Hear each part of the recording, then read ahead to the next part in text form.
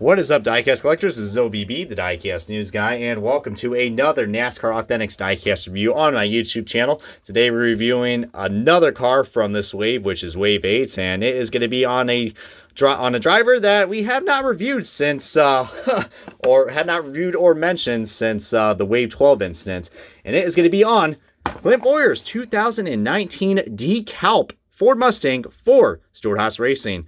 So, for any farmers or agricultures who are in this, who are watching this review, this one goes out to you guys, since we're going to be talking about the farmer boy himself, Clint Bowyer. This is a really cool diecast that we actually got for this year. I believe it wasn't offered in 2018. I'm not quite sure yet. I'm the diecast news guy, I should know, but I believe this is the first time we got it made in the diecast form. So, and I believe he had the sponsorship for but this is 2019 was the second year he had the Dekalb sponsorship, but we'll get more to that very shortly when we kick off the diecast review. But here is the rest of the box and the packaging if you guys want to see that, just in case if you guys want to know what you're looking for, because I believe Wave 8 should be at your Walmarts and should be at your Targets momentarily, since Targets are always late when it comes to waves, except for that one time in Wave 4, but gotta love that. But anyways, guys, let's go ahead and do the unboxing and the official diecast review of the Clint Bowyer Dekalb. Alrighty, guys, we got the diecast out of its box, and before we get things started on this diecast review, let's go ahead and look at the little accessory that comes with this. And just like the Chase Daily Napa Brakes car and majority of the other cars from Wave 8, we got ourselves the three-dimensional hood. And by three-dimensional, I do mean three-dimensional. It's not flat. So, you know, if you had to do some nice, this would be great for the stop motions, even though it looks completely fake. But hey, I mean, it is nice plastic, but still really cool. Still got the rivets and all that. But, you know, it does look nice. It does look really cool, to be honest with you guys. And there's a NASCAR Authentics branding on the back, if you guys want to see that. And, yeah, we know where those should be, but they're not on them. Now, back to the diecast, guys. A very interesting car. I mean, there are some problems with this car that I don't like. Quality-wise might be one of them.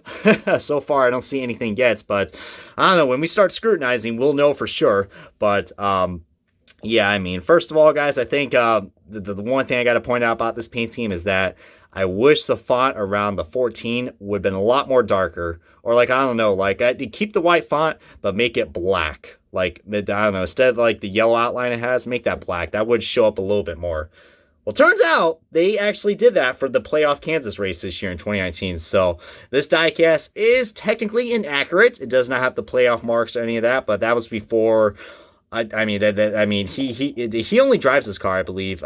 In the he drove this car like 2 years in a row at the playoff Kansas race, because, you know, Kansas is technically his home track, being a Kansas boy and all. But which, you know, nothing wrong with that. I mean, that's really cool, and glad to see, you know, I guess you could say a local sponsor like Dekalb decided to come up on board and sponsor him. I mean, Bowyer definitely needs the sponsors, because I don't know how much more longer he's gonna stay with Stewart-Haas. I mean, he definitely had a pretty terrible 2019 season compared to 2018, if I do say so myself. Man, I mean, feel free to post your thoughts and comments below on Clint Bowyer's 2019 season. I mean, who had it worse, him or Daniel Suarez? I mean, we'll just leave it right there. But let's look at the 360 view of this diecast. And also the blue Goodyear logo. That's a little hard to read, so that's probably another way I don't like that. Hey, there we go. There's our first flaw. Look at Clint Bowyer's name. Literally getting cut literally getting cut off right there. Great decal placement. Oh, look at the decal placement on that B pillar, guys. It's literally just sliding away like a freaking water slide decal. My God. And look at all the air bubbles, man. I mean, I do like black diecast, but my God. Look at that. You can even see some of the decal paper literally peel off. I mean, if you guys can't tell, most of these cars come from decals, but there's the residue that's left off. So nice quality cleanup we got right there from yours truly, Lionel Racing. Asgrow leads the way. Well, I'm sure they lead the way, even though I have no idea what the hell that company is, but probably has something to do with agriculture, because this car is pretty agriculturally based.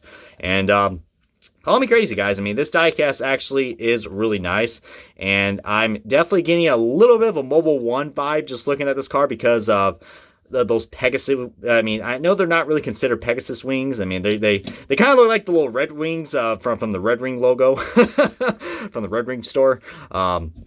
My God, guys, but I'm definitely getting a lot of throwback vibes right there from this car, and maybe that's the reason why I decided to get this, especially if you guys know the Mobile One car that was driven by Jeremy Mayfield and also the car owner, Tony Stewart, which, by the way, that's a diecast comparison we're going to be showing you guys. Tony Stewart's Mobile One car from 2016.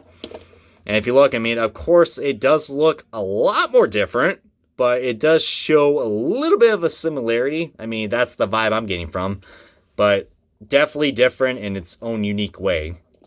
I mean, I'm sure you guys probably, when you saw this paint scheme, it's like, oh yeah, it kind of looks like that a little bit.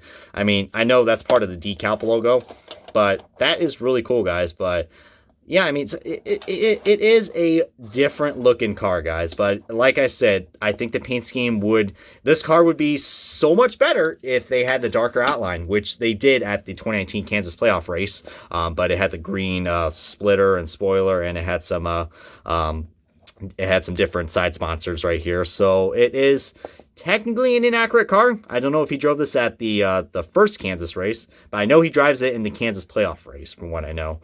So, you know, paint scheme wise, it's mostly similar to his 2018 variant, besides the playoff green banners and logos and all that. But it's still a nice looking car regardless, guys. I mean, is it the weakest car from Wave 8?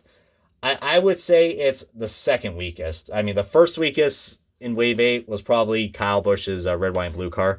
That's the only one I did not got. So